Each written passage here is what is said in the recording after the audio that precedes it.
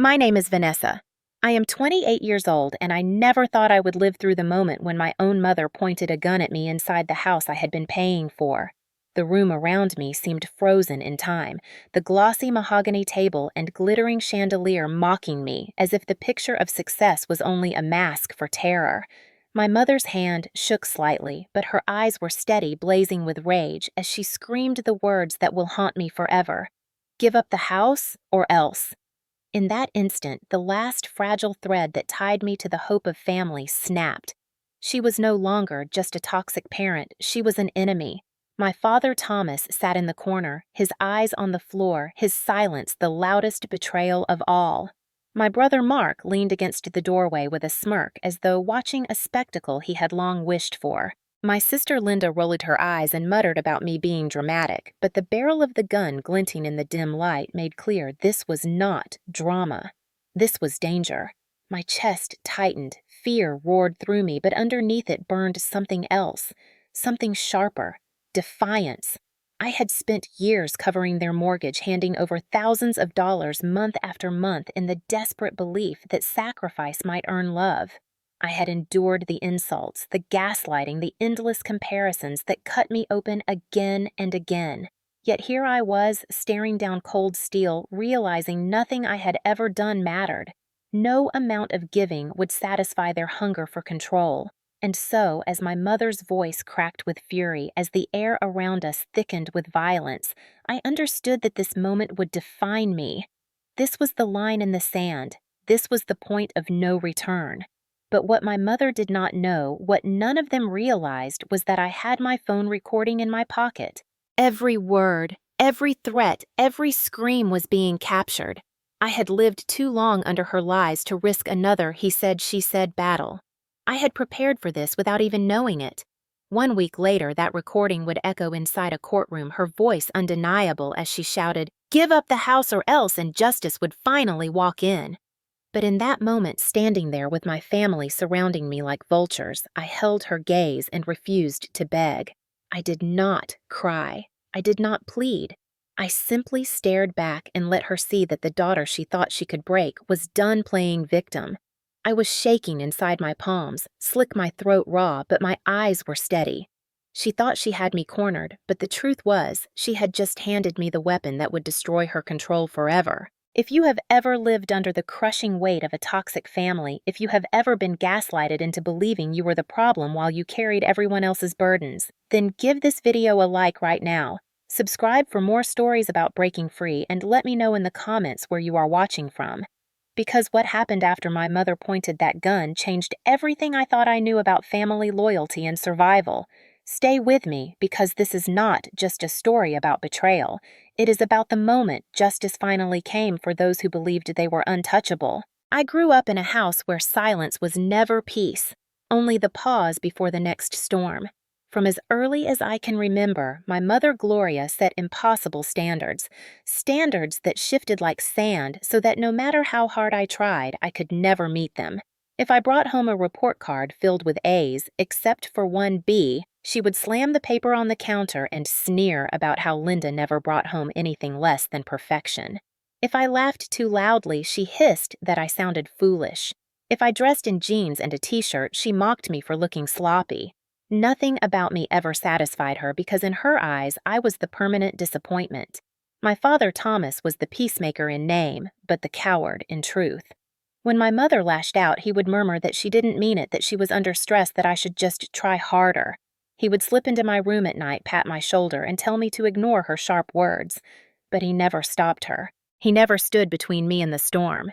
He thought smoothing things over was protection, but all it did was show me that I could scream for help, and he would never truly come. My brother Mark learned early to escape accountability by siding with her. He became her enforcer, repeating her insults, laughing at her cruel jokes, making sure I always felt outnumbered.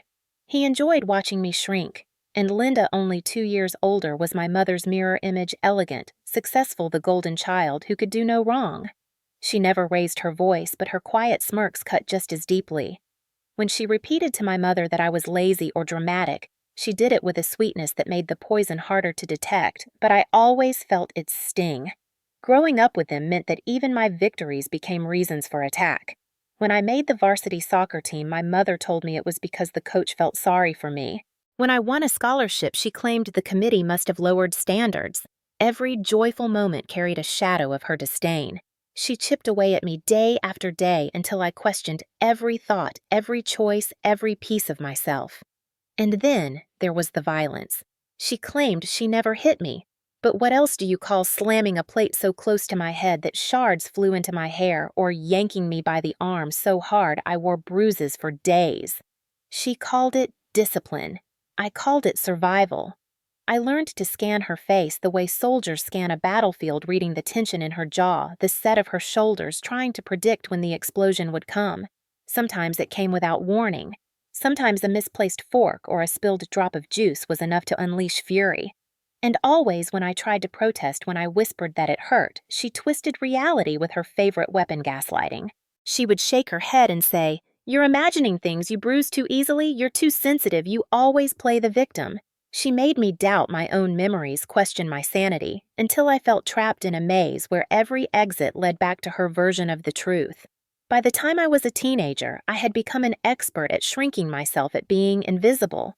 I thought maybe if I caused no ripples, she would finally leave me alone. But even then, she found ways to break me.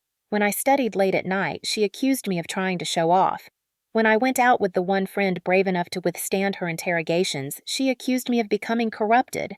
My body was another battlefield. She criticized my weight, my hair, my clothes, insisting that nothing about me was good enough, and if I ever dared argue, she turned it into a lecture about how ungrateful I was for all she had sacrificed. Thomas would pour another drink. Mark would smirk. Linda would add a comment about how she never gave their mother so much trouble, and the cycle would go on. I dreamed of escape, and when I earned my scholarship, I thought I had broken free. I left for college, studied finance, built a life away from them. But home still chained me. Calls from my father pleading with me to visit, manipulative guilt trips from my mother about how family was everything, and the subtle reminder from neighbors at church that a good daughter never abandons her parents. And so I kept returning, kept showing up at that house filled with shadows, kept enduring dinners where every bite tasted like bitterness, kept believing that if I just worked harder, gave more, proved myself in bigger ways, maybe one day she would smile at me without cruelty. What I could not see then was that the very success I hoped would earn her love only deepened her resentment. As I climbed in my career, she saw in me the freedom she had given up when she quit her own ambitions decades ago. Instead of pride, she felt envy. Instead of support, she felt threatened. Every raise, every client I impressed, every step forward became another reason for her to sharpen her claws. And I, conditioned since childhood to believe her voice over my own, carried the guilt like chains. This was the foundation of the night she pointed a gun at me. It was not born in a single outburst. It was the climax of years of contempt, of gaslighting, of manipulation, of violence disguised as discipline and love twisted into control. It was the moment when all the patterns of my childhood reached their inevitable conclusion, and it proved that surviving her house of rules and insults was only the beginning of my fight. The real trap began not with words, but with numbers, with bills and debts, and the weight of a house that had become both my mother's throne and my prison. After my father Thomas lost his job at 58, the fragile facade of stability cracked. He had worked for decades in sales, and when the company restructured, he was discarded like an old coat no one wanted. He came home, defeated eyes, hollow hands, shaking as he poured whiskey into a glass. Instead of adjusting, instead of downsizing or looking for real solutions, my mother Gloria clung to appearances as if her entire existence depended on them. "This house is who we are," she declared, pacing through the polished rooms, running her hands along the marble countertops as though they were sacred relics. "We cannot leave this house." What would people think? Those words sealed my fate. Mark had already drifted into freeloading, living in the guest room, pretending to look for work while playing video games. Linda, married to a wealthy lawyer, visited only to gloat, always reminding me that she had chosen wisely by finding a man to support her. And me, the daughter who had carved her own career, who made good money but lived modestly, became the solution Gloria demanded. At first, it was subtle. My father sighing about bills, my mother sighing louder about how unfair life was. Then came the manipulation, the endless refrain that family supports each other, that good children step up. I found him one night at the kitchen table, papers scattered, his hands covering his face. "We are 3 months behind on the mortgage," he whispered, his voice trembling. "We might lose the house." The words hit me like a stone, and without thinking, without asking permission, I made a decision that would haunt me for years. I contacted the bank and arranged automatic payments from my account, $2,200 every month, draining my savings, trimming my life down to bare bones, all to keep their roof standing. I told myself it was temporary, that it was an act of love, that one day they would thank me. But love was never what my mother wanted. She wanted control, and my silence gave her more of it. She strutted through the house bragging about the renovations she could still afford, the parties she could still host, all while I ate instant noodles in my apartment and skipped vacations. She opened new credit cards behind my father's back. She bought designer clothes. She refused to even consider a job. At my age, who would hire me? She scoffed when I suggested it. "You should be grateful," she hissed, "that you have the chance to give back after all I sacrificed for you." Every dollar I gave was not seen as generosity, but as obligation. Every question I asked was twisted into an insult. When I tried to propose a budget, she snapped, "So now you think you're smarter than us." When I gently suggested selling the house, she exploded. "You want to see us humiliated. You think we're failures." And my father, cowardly and worn down, nodded along with her, his silence enabling her tyranny. I became the invisible bank account, the faceless provider. Mark laughed that I was Mom's safety net. Linda implied I was jealous of her lifestyle, and Gloria sharpened her knives of guilt. "Remember the commandment," she would say at church, "honor thy father and mother," her voice sweet to the congregation but cutting into me like glass. And when I resisted, when I hesitated even slightly, she unleashed the gaslighting. "You are imagining things," she hissed. "No one is forcing you. You choose to help because you know we deserve it. Without me, you would be nothing. I gave up my career for you. I built this home for you. And now you cannot even show gratitude." Gratitude. That word became a chain. I could not tell anyone because who would believe me? On the outside, we looked perfect, a family in a beautiful house, parents who hosted dinners, children who visited. But inside, I was being bled dry. My own success became my punishment, every paycheck siphoned into a black hole of entitlement. Each month, as I clicked confirm on the transfer to the bank, my stomach knotted tighter. I told myself it was only until my father found better work.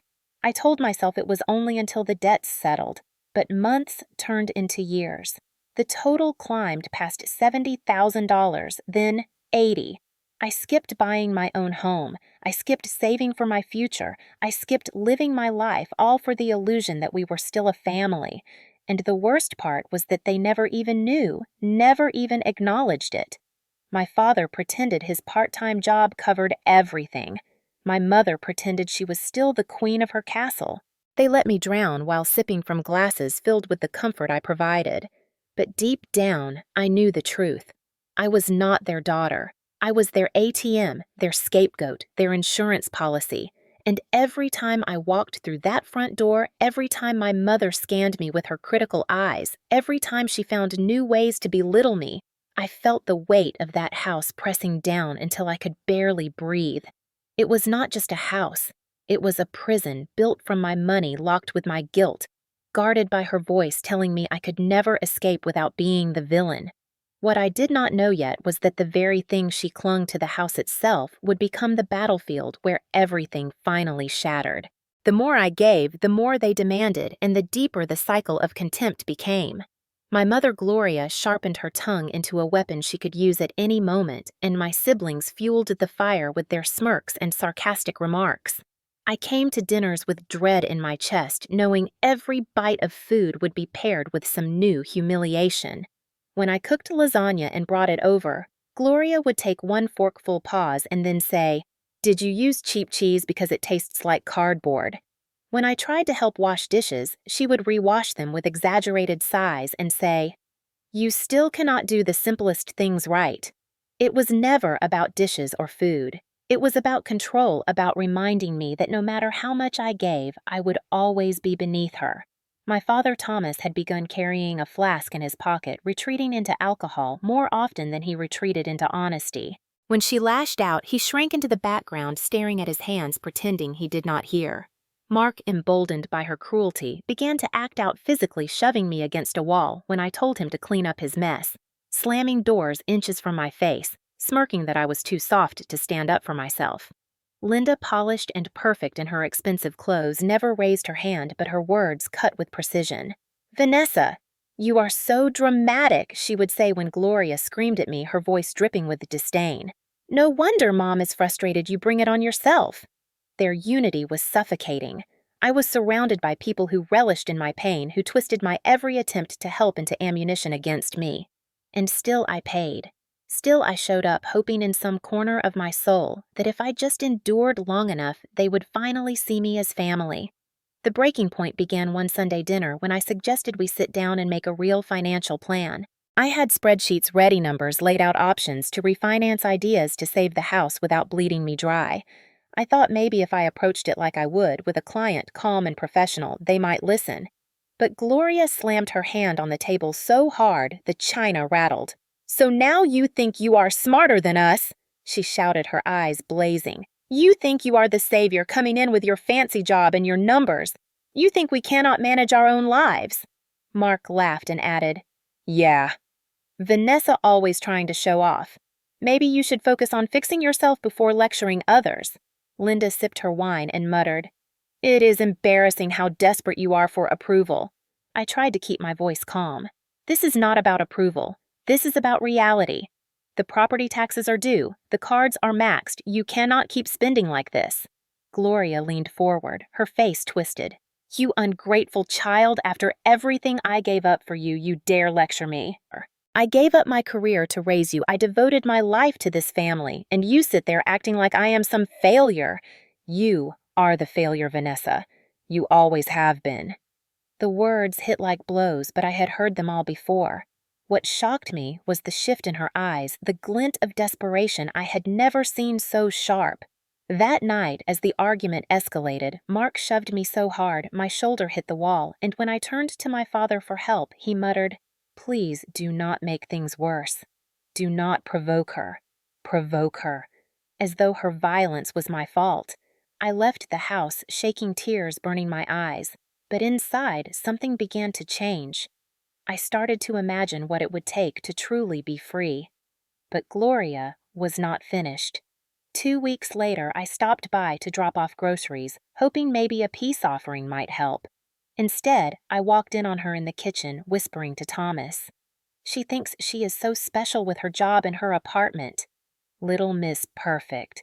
Always showing off. We do not need her. We were fine before she started interfering." My father's weak voice replied, "She is just trying to help." Gloria snapped, "We do not need her help. I raised her better than this to respect her family." I stood frozen in the hallway, the paper bags heavy in my arms, my heart breaking as I realized they would never see me as anything but a threat. I backed away silently and left before they knew I was there. In my car, I shook so violently I could barely drive. I called my friend Sophie that night, and she said the words that stayed with me. "Vanessa, this is not normal. This is abuse. You cannot keep sacrificing yourself." But decades of conditioning made me hesitate. Boundaries were selfish. Standing up to my mother was betrayal. Still, I felt the tide shifting. The final eruption came on a Saturday night, my father's birthday. I had saved for months to buy him a watch he had admired, hoping it might remind him of the man he used to be. At dinner, I presented it, and for a moment his face lit with joy, but Gloria's eyes narrowed. "How much did that cost?" she snapped. "Must be nice to throw money around while we count pennies." The room descended into chaos. She hurled insults. Thomas shrank. Mark barked laughter. Linda rolled her eyes. I went to bed in my old room, texting Sophie. "Remind me why I do this to myself." Her reply was sharp. "Because you love your dad." But love was no longer enough. The next morning, I overheard them in the study. We cannot keep doing this. Thomas said the cards are maxed, the taxes are due. We have to tell her. Tell her what Gloria snapped, that we are failing. That is exactly what she wants to swoop in and feel superior. My heart pounded as I realized how deep their denial ran. I stepped into the kitchen, took a breath, and said, "Let me help. I can make a budget refinance find real solutions." Gloria's face turned crimson. "You think we are incompetent. You think we are children." "No," I said, "I think you are drowning." Her voice rose into a scream. "We do not need your help. We do not need your judgment." Thomas stared into his coffee, silent as ever, and then Gloria pushed back from the table, her chair crashing to the floor. "You want the truth," she shouted. "You are not part of this family. You never were. You are nothing but a burden." And before I could even process the words, she stormed out, returned moments later, and in her hands was the cold metal of a gun. She pointed it at me, her eyes filled with fire. "Give up the house or else." The room spun. My breath caught, but even as fear surged through me, I felt another force rise inside, a clarity that had been buried for years. This was it. This was the moment where silence ended. I slipped my hand into my pocket where my phone was already recording, and I met her eyes without flinching. She thought she had me cornered. She thought she had all the power. But what she had just done was hand me the evidence that would end her reign forever. The barrel of the gun gleamed beneath the dim kitchen light, and for one long moment the world narrowed to the sound of my mother's ragged breathing and the cold certainty that she truly believed she could terrify me into surrender. My father Thomas shifted in his chair but did not rise, his lips parting as though he might speak, then closing again when Gloria snapped, "Do not you dare interfere." Mark leaned back against the doorway, a twisted smile on his face, and Linda folded her arms, her silence an accomplice. Fear coursed through me, but so did something sharper. A steel. I had never felt so strong. My hand pressed against the phone in my pocket, the recording already capturing every word, and I realized I held the truth in a way she could never erase. I met her eyes and said nothing, refusing to flinch, and that defiance cracked her mask. Her voice shook as she shouted again, "Give up the house or else!" But her hand wavered. She expected me to beg to crumble to validate her power. Instead, I stood tall, my voice steady though my body shook inside. "I will not give you what you want," I whispered, and the words landed like a blow. For a split second, she looked stunned, then her rage exploded. She slammed the gun down on the counter with a thud, the sound ringing through the house. "Get out!" she screamed, spit flying, her face red with fury. "Get out and never come back!" My father finally stood, reaching toward me weakly. "Vanessa, just go upstairs. Give her time to calm down." But his words were nothing but echoes of a lifetime of excuses, and I saw him clearly at last, not as a protector, but as a man who had chosen silence over his daughter again and again. I straightened my shoulders, my voice stronger than I thought possible. "No, Dad. There is no calming this. This is who she is. This is who you both are." The air vibrated with tension, my mother pacing like a caged animal, muttering curses under her breath. I turned toward the stairs, packed my overnight bag with shaking hands, and walked past them without another word. Gloria shouted after me, "You walk out that door. You are no longer my daughter." "Good," I whispered, though my chest burned. "Good." I stepped into the night air, the cool wind hitting my face, and for the first time in years, I felt the faintest taste of freedom. My hands trembled as I drove away, gripping the wheel so hard my knuckles turned white. Every mile between me and that house loosened the chains I had carried for decades. By the time I reached my apartment, exhaustion crashed over me, but so did clarity. I could never go back. Not this time. Not after a gun had been pointed at me. I called Sophie my best friend, my anchor, and when she heard my voice crack, she dropped everything and came over. She found me sitting on the floor of my apartment, my bag still unopened, my eyes hollow. She wrapped me in her arms and whispered, "Vanessa, you are safe now." But I knew safety was only temporary. My phone held the recording proof of my mother's threats, and I realized I had a choice: stay silent and let them continue, or finally fight back. For days, I wrestled with the weight of it, the guilt that still gnawed at me. "They are my family," I told Sophie. "What kind of daughter takes her mother to court?" And Sophie's answer was simple and sharp: "The kind who refuses to be destroyed." Her words lit a fire in me. I spent nights listening to the recording, hearing my mother's voice scream again and again, "Give up the house or else." And every time I played it, I felt the fear, but also the power. This was not my imagination, not me being dramatic, not some story she could twist. This was evidence. This was truth. I began gathering everything I could: bank statements showing the mortgage payments from my account, screenshots of texts where she demanded more money, photos of bruises from Mark's shoves, notes from years of her insults, the things she claimed she never said. I built a case not just against her, but against the entire facade they had constructed. When I met with a lawyer a week later, my hands shook as I slid the phone across the table. He listened in silence, then leaned back and said, "Vanessa, this is more than family drama. This is a criminal threat. You have grounds for charges." My breath caught. Criminal. The word both terrified me and set me free. For so long, I had been told it was my fault, my imagination, my weakness. But here was someone saying what I had lived through was real, was wrong, was something the law itself would recognize. That night, I cried until my chest ached, but the tears were not just grief. They were release. I had stepped onto a path I could not turn from, and though fear still clung to me, it was mingled with determination. My mother had wanted to scare me into silence. Instead, she had given me the weapon that would undo her reign of control. Sophie raised a glass of wine that night in my apartment and said, "To justice." I whispered back, "To freedom." And in my heart, I knew that the battle was only beginning. The week after I left their house was a blur of sleepless nights and restless days, but beneath the exhaustion burned a determination I had never felt before. I scheduled a meeting with the lawyer my friend Sophie recommended, a sharp woman named Diane, who specialized in family law and abuse cases. Sitting across from her in the sterile office, my palms sweating, I pressed play on the recording. My mother's voice filled the room, venomous and clear. "Give up the house or else!" Diane leaned back in her chair, eyebrows raised. "Vanessa, this is not ambiguous.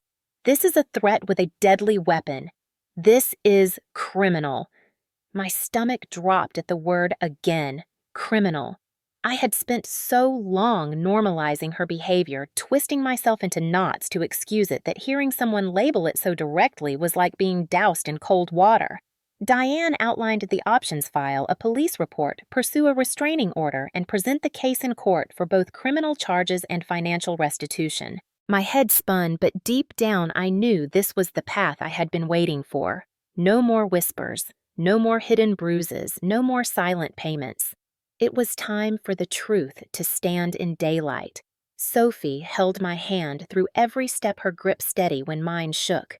We went to the police station together, and when I handed over the recording, the officer's face hardened.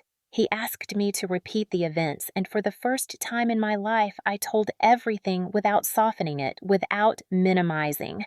The fear, the years of insults, the shove from Mark, the silence of my father, the gun in my mother's hand. Writing it in the statement felt like cutting open an old wound, but instead of bleeding out, I felt lighter with every line. A week later, the court date was set. I barely slept the night before, pacing my apartment with the evidence spread across the table: bank statements, photos, transcripts of texts, and the recording. I knew my mother would deny twist play the victim. I also knew she could not erase the sound of her own voice threatening me. When I walked into the courthouse, my legs shook, but I forced myself forward. Gloria was already there, her hair perfect, her dress immaculate, her expression a mask of cold disdain. Thomas sat beside her shoulders, hunched eyes avoiding mine. Mark leaned back with arrogance. Linda clutched her designer bag like it was armor. They looked like a family. I looked like the enemy, but I was no longer their scapegoat. I was the one carrying truth. The judge called us to order, and my lawyer presented the case. Gloria's lawyer tried to paint me as dramatic, ungrateful, a bitter daughter inventing stories for attention. But when the recording played, the room went silent. My mother's voice filled the air, sharp and unmistakable. "Give up the house or else!" The words hung like smoke, undeniable, echoing off the wood-paneled walls. The judge leaned forward, eyes narrowing. "Mrs. Hayes, did you say these words?" Gloria's face drained of color. She stammered, "I was angry. It was just an expression I did not mean." The judge cut her off. That was not an expression. That was a threat with a firearm. My father shifted in his seat, his face pale, and for the first time he looked at me, truly looked as though realizing the depth of what he had allowed.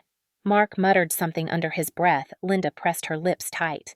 Diane pushed forward with the financial evidence showing years of mortgage payments from my account, proof that I had silently carried their debt while they spent recklessly. Gloria tried to spin it, insisting she never asked me to, that I had chosen it to make myself feel superior. But the texts told another story, her demands, her guilt trips, her manipulations captured in black and white. The judge's gavel struck sharply. "This is not simply a family dispute," he declared. "This is abuse, financial exploitation, and criminal threat." My chest tightened, tears threatening, but I held them back. I needed to hear it, needed the world to hear it. For years I had been told I was overreacting, that I imagined the cruelty. Now in this courtroom, the truth stood undeniable. Gloria's lawyer tried to object, but the judge silenced him. "Mrs. Hayes, you will undergo mandatory counseling for anger management, and you will be placed under probation for criminal threat. Furthermore, restitution will be ordered to repay your daughter for the financial exploitation. The house currently underwater with debt will be sold and proceeds divided according to law." Gloria gasped, her mask cracking into raw rage. "You cannot take my house," she shouted, rising to her feet. "That house is mine. I built it." The judge slammed the gavel again. "Sit down, Mrs. Hayes. This is not your choice anymore." Her scream echoed as she sank back into her chair, her face contorted. My father whispered her name, but she shoved his hand away. For once, the power she had clung to so desperately was slipping from her grasp. When the gavel fell a final time declaring the ruling, I felt a rush of relief so sharp it almost hurt. Justice had walked in, not as vengeance, but as truth, undeniable and clear. Outside the courtroom, Gloria refused to meet my eyes. Thomas shuffled beside her, his face etched with shame. Mark glared at me. Linda scoffed, but none of them could erase what had just happened. Sophie hugged me tight on the courthouse steps, her voice fierce. "You did it, Vanessa. You broke the cycle." For the first time in my life, I believed her. That night I lay in bed listening to the silence of my apartment. No insults, no slammed doors, no threats. Just silence, and for once it was peace. I knew the road ahead would not be easy, that they would lash out, that my mother's rage would not vanish overnight. But the chains had been broken. The law itself had said what I had always known: I was not crazy. I was not weak. I was not the problem. I was the survivor, and I had finally forced the truth into the light. The days after the court ruling felt surreal, as though I were walking through the ruins of a storm I had survived but barely recognized. Gloria's rage became the talk of neighbors when the news of her probation spread, her perfect mask cracked wide open for everyone to see. She had spent decades crafting the image of a dignified homemaker who held her family together, and now the community whispered about the woman who had threatened her own daughter with a gun. For Gloria, reputation was everything, and watching it crumble was a punishment deeper than any fine. Thomas retreated further into silence, the shame written across his face like a scar. He had enabled her for years, letting her cruelty flourish by choosing cowardice over confrontation. Now, with the house officially listed for sale and the bank watching closely, he could no longer hide behind denial. His friends stopped calling, his church companions offered pitying looks, and I think for the first time he realized what it meant to stand in the ashes of choices he never had the courage to resist. Mark exploded in anger when he realized that the house, his comfort zone, would be sold and that he would have to fend for himself. He screamed at me outside the courthouse one day, spittle flying, his fists clenched. "You ruined us, Vanessa. You took away everything." I looked him straight in the eye and replied, "No, Mark, Mom did. And you helped her." He sputtered with rage, but had no answer. Without the house to mooch from, he had no choice but to face the world he had avoided for years. Linda pretended to be above it all, rolling her eyes and sighing dramatically whenever I was mentioned. But her husband, embarrassed by the scandal, pulled back from the family, and Linda's carefully polished image of superiority dulled when people began whispering about her mother's breakdown. Even she could not escape the stench of consequences. The house itself, once Gloria's kingdom, was stripped bare by strangers. Realtors walked through the rooms she had polished to impress, pointing out flaws, talking about market value. I visited once with the lawyer to finalize paperwork, and it felt like walking into a mausoleum. The chandelier still hung, the mahogany table still gleamed, but the life inside had withered. Gloria stood in the corner, her hands clenched, her eyes burning holes into me. "You think you have won," she hissed, "but you will always be nothing without us." I smiled faintly because for the first time I truly believed the opposite. I was everything despite them, not because of them. When the house sold, the proceeds barely covered the debts. There was no triumph for Gloria, no secret stash to preserve her pride. She and Thomas were forced to move into a cramped townhouse closer to the city, far from the image of grandeur she had clung to for so long.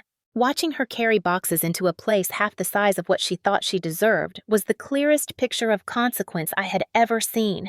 And yet I felt no triumph, only release.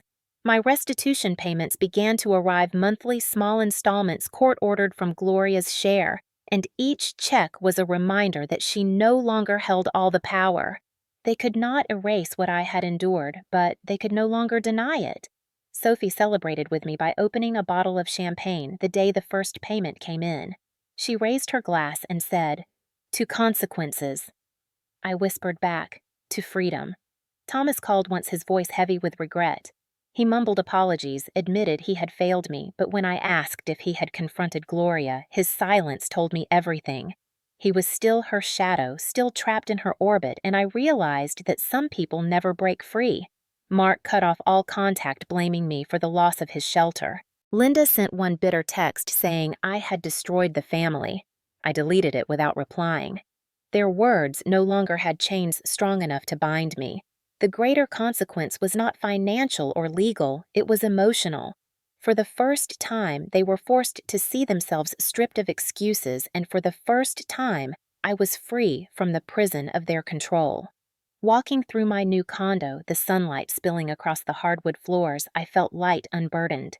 There was no echo of insults, no eyes scanning me for flaws, no gun pointed at my face. Only space that was mine.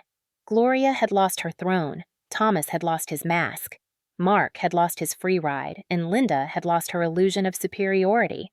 I had lost a family, but in truth I realized I had never truly had one. What I had was a cage, and now it was gone. That was the truest consequence of all. Healing did not come overnight, but it came slowly in pieces, in moments that built a new foundation out of the ruins. The first step was my new home, a small condo with sunlit windows and hardwood floors that smelled faintly of cedar. I painted the walls in colors my mother would have mocked: deep teal in the living room, soft yellow in the kitchen shades that made me feel alive. For the first time, I could decorate without hearing her voice in my head criticizing every choice. Each brushstroke felt like a declaration of independence. I adopted a small dog from the shelter, a scrappy terrier mix with bright eyes and a wagging tail. I named him Leo, and he greeted me each evening with joy instead of judgment. His presence filled the silence with warmth, his small body curled against me at night, a reminder that unconditional love existed even if not from the people who were supposed to provide it. Therapy became my anchor, Doctor. Martinez, a woman with a calm voice and sharp insight, helped me unravel years of knots. She listened as I poured out memories of slammed doors, insults, threats, and manipulation. She named them for what they were: emotional abuse, gaslighting, coercive control. She reminded me that love does not come with guns and ultimatums. She taught me to recognize the panic attacks not as weakness, but as echoes of trauma. Each session felt like peeling back layers, painful but necessary, revealing scars I had ignored too long. Sophie stayed by my side, celebrating small victories with me. She cheered when I hosted my first dinner in my condo. Simple pasta and wine, but a meal filled with laughter instead of tension. She clinked her glass against mine and said, "This is what family feels like," and for the first time I believed her. Work also flourished. Without the constant drain of secretly paying for my parents' mortgage, I had more energy to focus on clients, more creativity in crafting strategies, more passion in building a career that was mine alone. My boss noticed my colleagues admired, and promotions followed. I realized how much of my potential had been buried under the weight of carrying a family that only tore me down. Now freed, I soared. Yet even in freedom, sadness lingered. I missed the father who once coached my soccer games, not the man who drank and hid behind silence. I missed the mother who occasionally laughed, not the woman whose envy consumed her. Grief washed over me in waves, but Dr. Martinez reminded me that missing pieces of them did not mean I had to accept the whole. I could grieve what was good without returning to what was toxic. Slowly, I learned to hold both truths. Holidays were the hardest. That first Thanksgiving alone, I cooked a small meal for myself and Sophie, tears mixing with laughter as we ate pumpkin pie on my couch. It was not the picture-perfect family gathering, but it was honest, free of poison, and that made it more beautiful. I began journaling, writing letters I never sent, pouring out anger, grief, forgiveness in ink. Each word released another stone from my chest. I built new traditions: Saturday morning walks with Leo, Sunday brunches with Sophie, quiet evenings of painting just for fun. My life was no longer measured by surviving my mother's storms, but by choosing what made me whole. The healing was not perfect. Nightmares still came. Gloria's voice still echoed sometimes, but when they did, I had tools to face them. I was no longer trapped. I was free, and that freedom, though scarred, was mine to protect. In the quiet, after everything collapsed, I began to see survival not as the end, but as the first step toward living a life on my own terms. Looking back at the path from childhood to the night a gun was raised at me, I realized how much of my identity had been carved around shrinking, so my mother would not explode and my father would not have to act. My mother loved control more than truth. My father loved peace more than courage, and I mistook endurance for love. Justice did not come as thunder. It came in a plain courtroom when a judge said clearly, "This is abuse," and for the first time I felt the chains snap. Hearing the recording play and watching my mother's mask crack was not triumph. It was release, a breath I had been holding since I was a girl. I once believed that saving the house was saving the family, but I learned that walls do not make a home, people do. A home built on threats and fear is not a home, it is a prison. Selling that house was not a defeat, it was an exorcism of lies. I walk now on floors I chose painted in colors she would have mocked, and every step reminds me that I am allowed to exist without apology. Healing is uneven. I still wake some nights in panic, but I have therapy friends and a small dog who reminds me daily that love can be simple and safe. I do not hate my mother, but I do not excuse her either. What she did was a crime and a choice. The consequences are hers to carry. If she ever learns to meet truth without rage, I hope she finds peace. If my father ever learns that love requires action, I hope he finds it before time runs out. But whether they change is no longer the center of my life. My center is the morning light through my window, the work I do with pride, and the boundaries I now guard. I grieved the family I never truly had, and then I built something new. Friends who answer the phone dinners filled with laughter silence that feels safe, not threatening. The lesson I carry is that boundaries are not walls, they are doors, and when I close them, it is not punishment, it is survival. Forgiveness, if it comes, is not owed, it is chosen, and sometimes the truest choice is not yet. Justice is not revenge, it is a mirror. And when I looked into that mirror, I saw both the people who hurt me and the strength I had grown to stand against them. The girl who once flinched at footsteps is gone. In her place is a woman who knows that love without safety is not love, and loyalty without truth is not loyalty. The life I want is not grand, it is honest. A quiet evening without fear. A simple meal with someone who cares. Work that matters. A night of sleep without dread. When the past creeps in, I put my hand on my heart and remind myself that the worst is behind me and the future is mine to choose. To anyone listening who hears echoes of your own life in mine, I want to tell you this.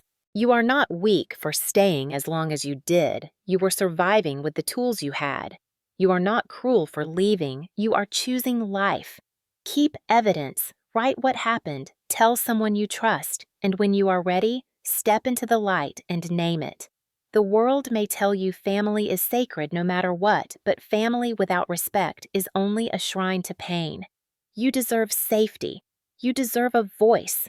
You deserve peace. Healing is possible, and justice, however small, can arrive. If my story has touched something in you, give this video a like so it reaches others who need it. Subscribe for more stories about breaking cycles and building new lives. Comment and tell me where you are watching from and what boundary you plan to set today. Share this with someone who needs proof that leaving is not failure, but freedom. Hold on to the truth like I held on to that recording, and when the moment comes, speak it loud and walk through the door into your own life. You are not alone. You never were. The story is not the gun. The story is what you choose after. And today and every day, I choose peace and I choose myself.